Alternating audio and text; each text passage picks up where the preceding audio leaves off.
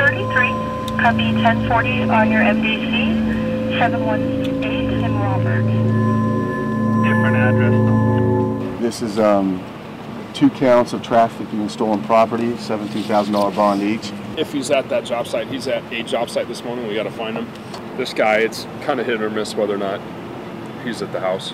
Okay, well, I've got a sure thing then at Higley and 60. She lives with her mom full time. She doesn't drive. She doesn't have a vehicle. She's suspended. Expect her to be there.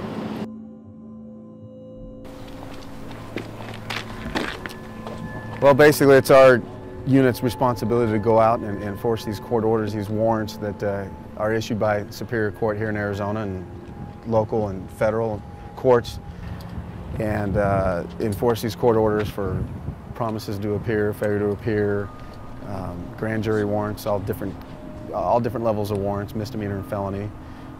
We basically enforce those. We're looking for an outstanding felony fugitive here, Luke Meredith, and the house that we've tracked him to is a halfway house, actually.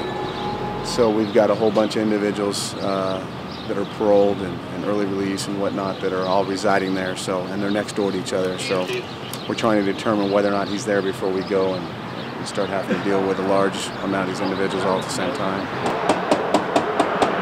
His roommate's living at a house over off of Williamsfield, but they haven't seen him in a couple of months. He's considered armed and violent, has violent tendencies. The warrant is for possession of synthetic narcotic drugs. He's got a history of misconduct involving weapons, false report to law enforcement, possession of narcotic drugs for sale. He was on the concrete crew, and he was working there all last week. The week before, he was jumping from job site to job site. Lincoln Robert. A large portion of the crime that goes on out there on a day-to-day basis in our communities, it happens from these outstanding fugitives. These guys are facing charges with the courts, they're avoiding apprehension, and they're continuing to commit crimes. So most of them, or a lot of them, are victim crimes that involve community.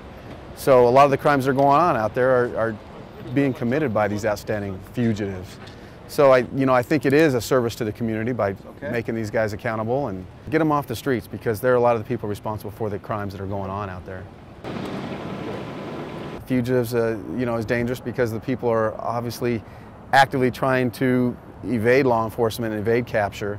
So we've got to go out there and interdict and counter that.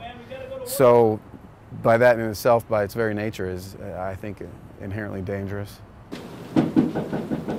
We try and plan for the unexpected, and I think a lot of times with our unit, we're thinking tactics when we're at the door. We're thinking what we need to do if we encounter a certain situation, whether we encounter a suspect with a gun, if we encounter gunfire.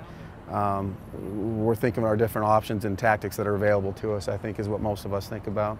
We all love our job. I think we all feel like we're doing a service, and I think at the end of the day, we feel like we probably made a difference. However minute it might be, I think we all feel like we made a difference, and it is a service to the community, and most of us do this job because we love to do it, and we like to make a positive difference. I think it's the second house in off the street, Sean, but there's no alley, no way to get to the back. Yeah, I noticed there's no streets on maps that showed a way to the back.